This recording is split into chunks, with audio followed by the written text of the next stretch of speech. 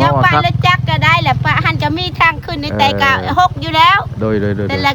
เจ้าเลาะมันมีห้วยดอกเพราะนั้นมีหนองแล้วมีห้วยแหละปรับเลยไปรถขี่ไปเลยจะเลาะไปหันรถไปหัน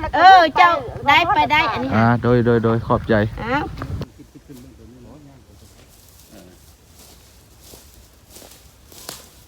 ก็หอมขึ้นคือวันนี้เดี๋ยวโชคดีแล้วฝั่งนี้หาเลาะไปเลาะมา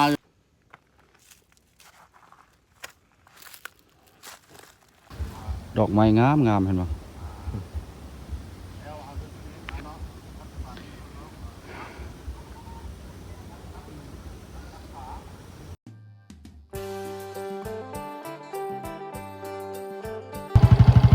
สบายดีมัดทุกคนเนาะเมื่อนี้ก็ค่อยสิพามาเบิ่งอีกสถานที่หนึ่งเนาะก็คือหินคะนาอยู่เซาเมืองตะแกะแข่งขมวนกันเนาะแต่ว่าตัวนี้ก็แม่นหินคะนานี่ก็เป็นจุดหนึ่งเนาะที่ว่าดึงดูดที่ว่านักท่องเที่ยวที่ว่าโบทันที่ว่าเจาะหูเจาะเห็นที่ว่าโบทันได้เข้ามาอยู่แข่งขมวนเฮาเมื่อนี้เบาแปลงสิพาไปเบิ่งไปส้มมันจะมีหลายอย่างอยู่ในหึงเป็นคะนาของเจ้าขลือดังแดงเนาะพวัดพเลาะเพิ่นนี่สิพาเดินทางมาเลยนะสบายดีสบายดีมื้อนี้สิพาขึ้นไปเบิ่งเนาะโอ้สิพามาเก็บบรรยากาศเลยละแต่ว่าเห็นแต่สมัยยังน้อยพุ่นพ่อแม่พามาหาหน่อไม้หน่อมันค่อยก็ยังมาแต่หึงอยู่มื้อนี้เราพอดีได้โอกาสแล้วครับท้องฟ้าเหมาะสมแล้วสิพากันขึ้นไปเบิ่งละธรรมชาติคักได้เรียวเห็นว่าพังนครพนมบ่ได้มันสูงเลยไปในนั้นเราเดินไปด้วยกันไปเดินทางพี่น้องไปเบิ่งน้ำกันเนาะเพราะว่าหินคะนานี่ก็เป็นจุดหนึ่งที่ว่าเป็นมอดที่ว่าสิ่งที่ลึกลับเนาะแต่ว่าบางคนก็มองข้ามว่าหินคะนาเนี่ยความจริงแล้วมันก็มีหลายอย่างนี่บ่เป็นสิเป็นบรรยากาศเข้าไปเบิ่งไปชมจากโลกในเนาะพี่น้องมาเห็นชาวหมู่บ้านเปิดภาพอย่างน้อเนี่ยเนาะภาพที่ชังอะไรขึ้นว่าจะขึ้นไปหินขึ้นทางไหนเขาจะออกขึ้นไปเห็นผ่าบ่ได้ผ่านรถแล้วไปบ่ได้รถจักรแล้วไปบ่ได้รถจักรเจ้ามีทางขึ้นอยู่จ้าเข้าใจละลายเด้อใจละลายสิขึ้นไปเบิ่งไปส้มบ่อนว่าสิเฮ็ดบ่อนท่องเที่ยวไปยังไงล่ะดำโดนตาโดชุงๆแบบโดยขึ้นนี่แหละนี่พักเนาะก็คักแล้วยักษ์คนนี้ละเอียดทันแล้วเพิ่นว่าไปแล้วจักก็ได้แหละปะหันจะมีทางขึ้นในแต่กะหกอยู่แล้วโดยแต่ละเจ้าเลาะมันมีห้วยดอกเพราะนั้นมีหนองแล้วมีห้วยแหละปรับเลยไปรถขี่ไปเลยจะเลาะไปหันรถไปหันเจ้าได้ไปได้อันนี้โดยขอบใจเพิ่นว่ามีห้องขึ้นอยู่เนาะไปเบิ่งพี่น้องไปเบิ่งน้ำกันเนาะแต่ว่าหลายมื้อหลายวันละสิว่าจะขึ้นไปเบิ่งเลี้ยงกะทิเร่าขลือดังแดงเนี่ยมันมีหลายอย่างท่านผู้ชมเอารวมกะทิแต่ว่าหนูง่วงละคือช้างเนาะคือถ้าเฮาเว้าช้างแล้วแม่นหนูง่วงเพิ่นมื้อนี้เฮาสิเปลี่ยนบรรยากาศแน่ไปหากินตามท้องไร่ท้องนาแล้วก็เปลี่ยนโอกาสให้พี่ๆน้องๆได้เห็นหินคะนานี่เป็นไดเนาะเอาไว้นี่บ่รถเฮานี่ล็อกคอเด้อไว้นี่แหละไว้นี่ก็ได้รถทางออกทางเดียวหรอเนาะโอเคขึ้นไปเบิ่งมื้อนี้รถไว้นี่แล้วขึ้นไปส้มไปเบิ่งน้ำกันพี่น้องว่าบ่เคยเห็นร่วงกะทิเท่าขลือดังแดงนี่นอนสะแคงจับทั้งฟ้าร่วงกะทิเพิ่นว่าผู้ไปนี่ก็ไว้เท่านั้นวับไปเลยเนาะ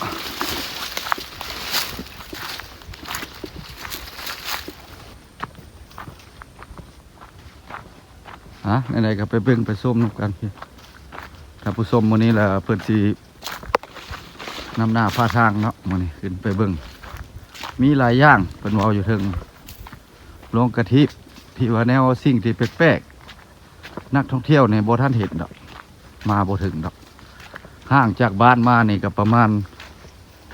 5-6-7 ลักพุ่นได้ท่านผู้ชมเอ้ยหินคะนานี่ก็แม่นอยู่ดอกหินคะนามันยาวเลยได้เดี๋ยวว่ามาเก็บภาพถ่าย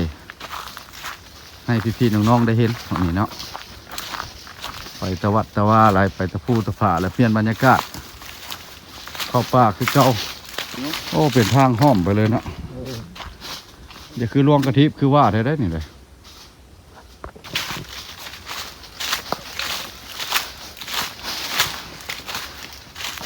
มีห้วยได้เราว่ามีห้วยได้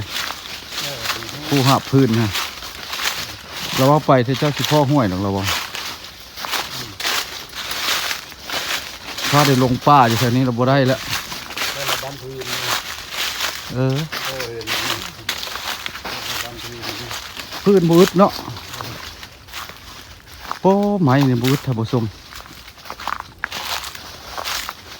บอกแปลงก็อยากได้คลิปไม่ไหม้ที่ว่าแปลกๆให้พี่เห็นน้องได้เห็นเนาะ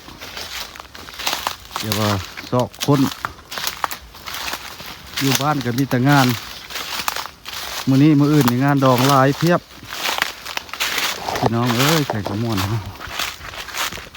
งานดองกินแก้วเซลดองฟ้าตัวต้นไม้นี่งามต้นไม้นี่ยังหลายท่านผู้ชมยามนั้นแหละสิมีแต่น้ำเด้อท่านผู้ชมน้ำมันสิเต็มเลยนะทั้งเรื่องทั้งหลังพูน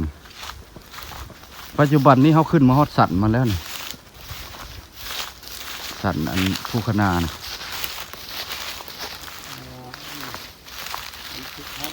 สัญญาณเนี่ยบ่มีเลยเด้อน้องสัญญาณขาดเลย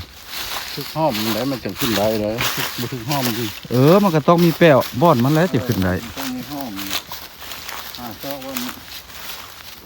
ทางขึ้นนะ เขาบ่เคยขึ้น บ่เคยขึ้นจะเทื่อมันก็ยากนะ มันบ่แม่น ผู้ถึงผู้ใด ยันมันจังผู้ไปกับพื้น ยัดตัวนั้นบ่ ที่ลงทางแล้วนะ พาเดี๋ยวลงทางบ่เป็นได้สัญญาณยังบ่มี ต้องถามว่าเขาให้ไปทางลักซี่หมอลักซี่เหรอจะไต่ขึ้นมาแล้วได้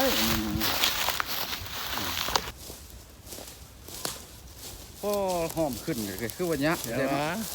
ซอกอยู่ได้ข้างใน หาเลาะไปเลาะมาอยู่ยังไม่เห็นบนขึ้นอยู่เลย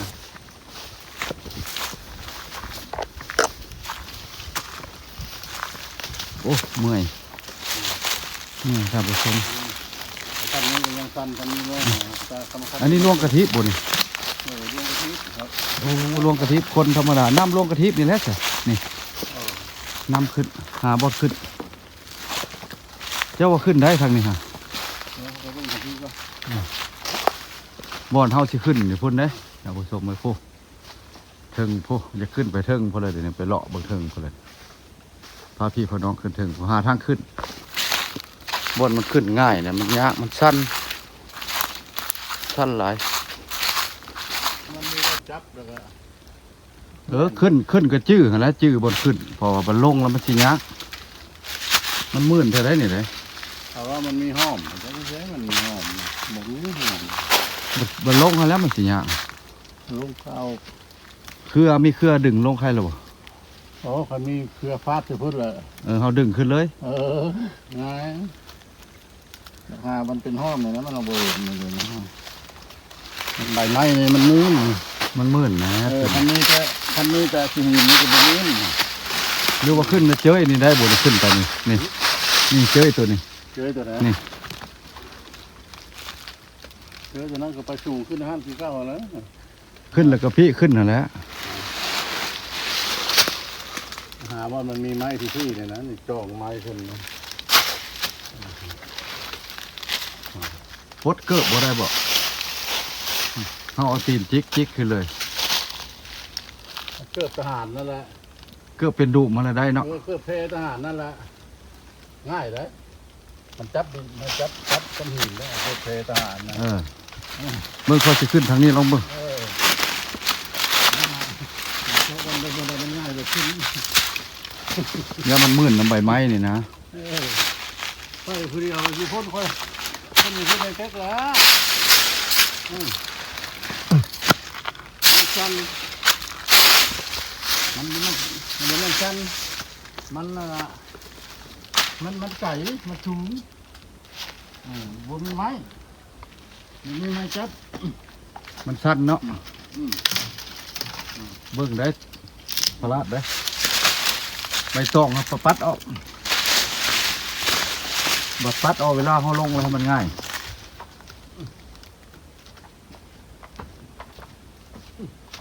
โอ้เก่งแท้ขึ้นฮอดพุ่นแล้วเพิ่นบ่บ้านเพิ่น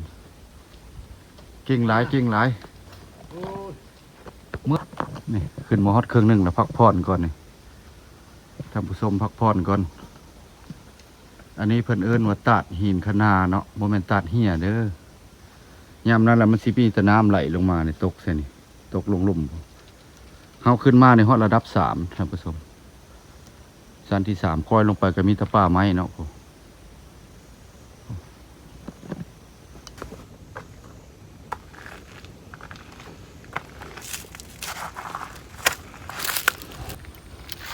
ค่อยขึ้นไปนี่แหละ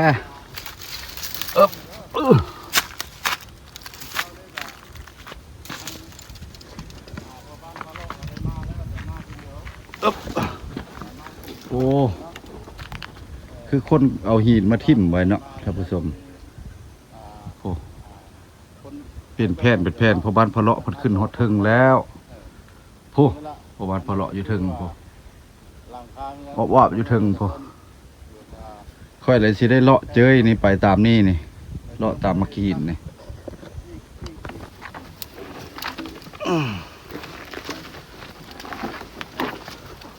สิได้เลาะไปตามเจยอันนี้แล้วค่อยไปค่อยบ่เคยขึ้นเนาะมันสูงมันสั้น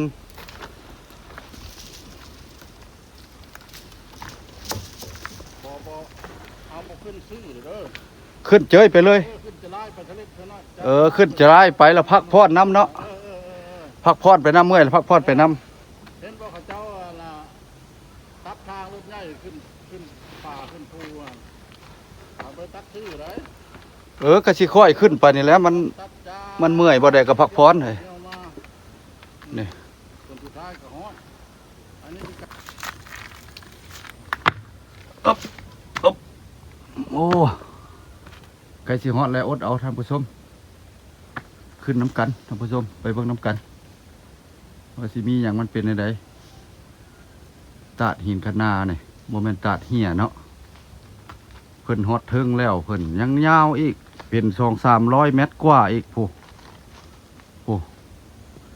ขึ้นมาเทิงแล้วค่อยลงไปด้านบนพุ่นเด้อโมเมนตื่นเด้อพุ่นคอยเห็นฮอดพังนครพนมพอได้ท่านผู้ชม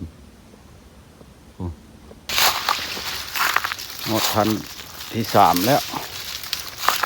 ทันที่3แล้วอดเอาท่านผู้ชมค่อยบ่เคยขึ้นภูเนาะเพิ่นน่ะไปไวแท้เพิ่น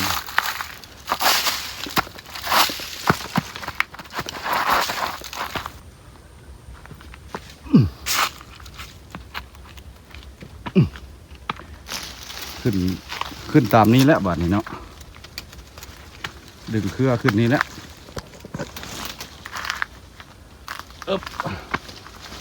ใครจะมีกกไม้เนาะขึ้นมาฮอดทีแล้วบาดนี้ขึ้นมาฮอดทีแล้ว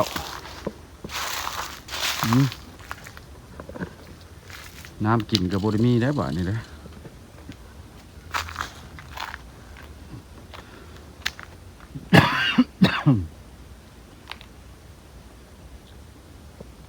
คอยลงไปกับบเป็นธรรมดาพักผ่อนเด้อท่านผู้ชมของเลย มาฮอดเทิงแล้วก็สิถ่ายภาพให้พี่ให้น้องเบิ่งหรือว่าทีมงานเฮาเบิ่งเนาะให้พี่ให้น้องเบิ่งอันนี้ก็คือหินคะนาตาดหินคะนาแข่งขมวนเนาะภาพก็อย่างมัวในกองบุรีเนาะพุ่นละเห็นมดเนาะขึ้นมานี่ก็ประมาณ200-300 เมตรก็ได้ความสูงขึ้นมาเจยขึ้นมาคือเห็นน้ำกันนะเนาะท่านผู้ชมแต่ว่าขึ้นมาจุดประสงค์วันนี้ก็ขึ้นมาเก็บภาพบรรยากาศใหม่ๆให้พี่ให้น้องเบิ่งที่บ่ท่านเห็นคนใดที่เอาลงในซองเนาะเพราะว่ากับบ่แม่นมาเฮ็ดฮันนี่แบบมาเก็บภาพถ่ายเก็บวิวธรรมชาติมื้อนี้ก็อากาศเหมาะสมท่านผู้ชมเนาะมา2ทีมงานกับพ่อบ้านเพิ่นพ่อบ้านพะเลาะเพิ่นเนาะเดินทางกันต่อบัดนี้เนาะเพิ่นว่าบ่อนหันยังมีบ่อนแนวเบิ่งคักกว่านี้อีกว่าซั่นไปเบิ่งนะเพิ่นฮอดเทิงแล้ว ก็สิเลาะเบิ่ง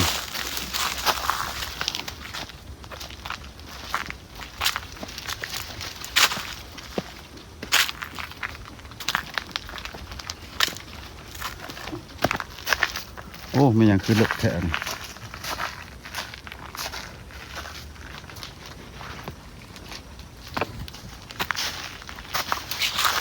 นี่มันคือลวงทิพย์ลวงกระเหี่ยวคือคนเฮ็ดไว้นี่เนาะเป็นแล้วไปสวยงามดีเนาะติดตามคลิปเนาะที่ว่ามาชมได้อย่าลืมอย่าพลาดตัดหินคะนาอันนี้เพิ่นเอิ้นว่าตัดหินคะนาเห็นขมวดโอ้ต้นไม้นี่ใหญ่เลยท่านผู้ชม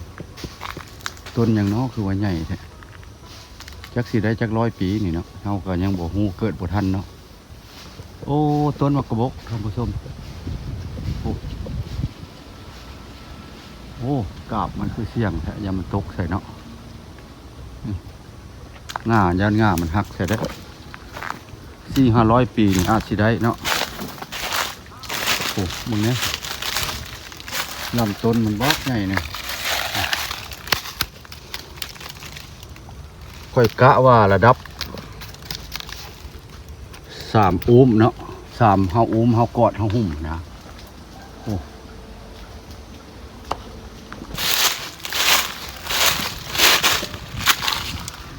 ไปไหววัสบานเต้นข้ามแล้วบ่เนี่ยตัวนี้จะเต้นฮะจะเต้นข้ามเลย คือข้าวละเต้นเนาะ โอ้ยันโบแน่แล้วสิได้ลงไตเพื่อข่อยเลย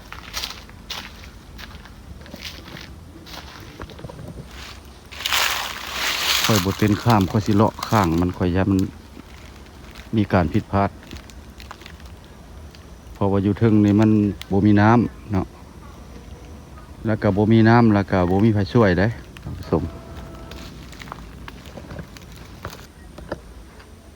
ข่อยสิเลาะคูทางไตเอาเลาะสันทางไตเอ้ย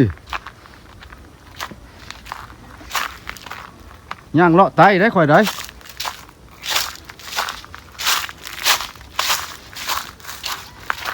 ยันพลาดเฮ้ยสั้นเลยท่านผู้ชมนี่พวกโอ้สั้นหลายตอนนี้เราเดินทางมาในได้ประมาณ7 ลักแล้วนี่ย่างมานะ7 ลักแล้วเนาะแต่ว่าตัดภาพเนาะถ้าว่าถ่ายไปเลยนะก็แบตสิบกุ้มเนาะ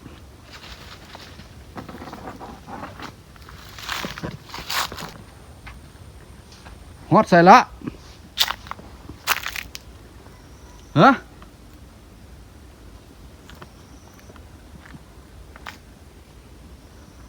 โอ้โมเมนต์ส่วนนี้บ่ขอขึ้นเนาะ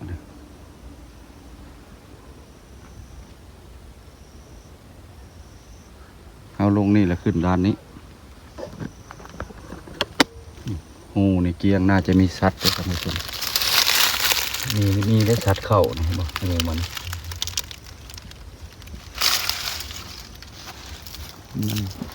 น่าสิมีสัตว์เนาะโอ้หอยไก่ป่าสะได้นี่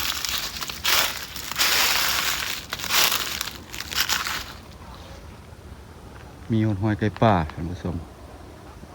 เป็นคือผู้หินโลดเลยเนาะเป็นแต่ว่าบกล้าไปแล้วทางนี้เนาะมัน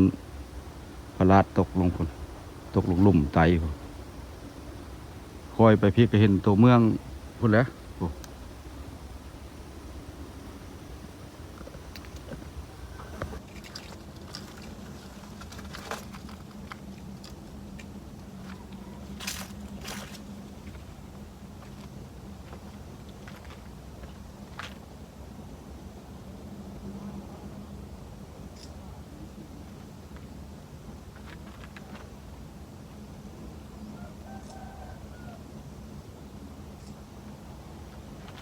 ผู้บ้านนี่ไปไว้แท้เบิ่งหินนี่คือกันกับคนเอามาวางไว้นี่ท่านผู้ชมเป็นกระบอกกระเวกขึ้นมาในถือว่าฮอดสั้น สูงสุดเลยเนาะค่อยขึ้นมาเนี่ยโอ้ยเมื่อยดอกไม้งามงามเห็นไหม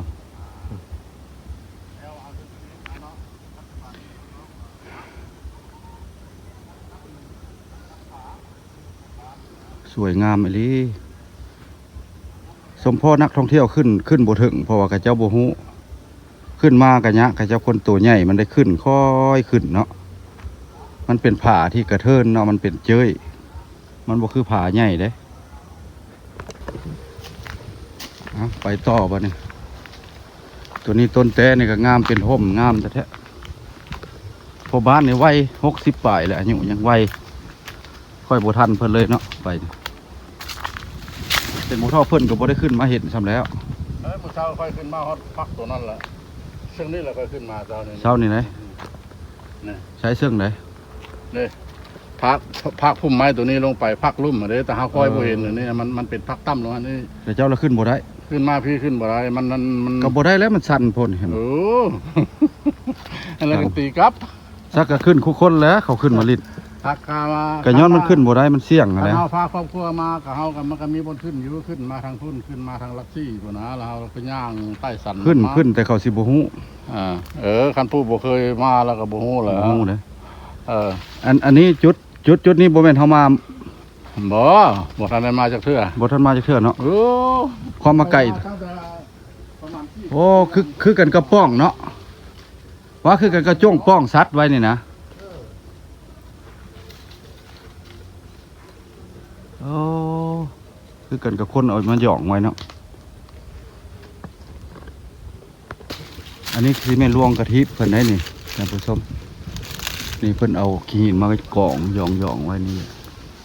แล้วอันนี้ละจ้งป้องกะทิตามเบิ่งนี่ก้อนนี้ก้อนนี้แล้วก็ป้องนี่ละป้องอันหนูง่วงเข้าทางลงขึ้นมานี่หนูง่วงแล้วมันช้างนั่นแหละบ่แม่นได้นี่ที่จะเฮาขมือนี่เป็นป้องคักแท้ได้โอ้เห็นบ่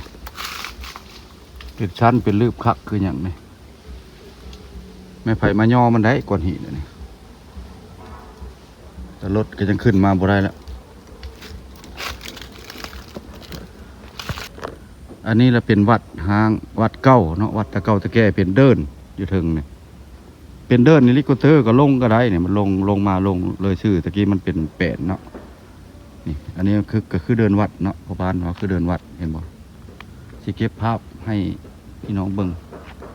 อันนี้ต้นไม้ต้นตอกมันกว้างมันเพียงเนาะเป็นเดินวัดเด้อครับผู้ชมอยู่นี่คือเป็นเดินวัด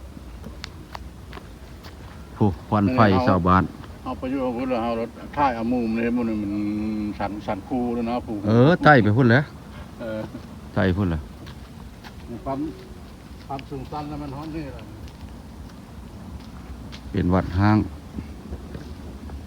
มาฮอดจุดวัดนี่ก็สิได้กลับเด้อท่านผู้ชมเนาะกิบหน้ากิบในแล้วก็เข้าไปพบกันใหม่วิโลนี่ก็ขอปิดเนาะเข้าไปเป็นกำลังใจเด้อพี่น้องเฮา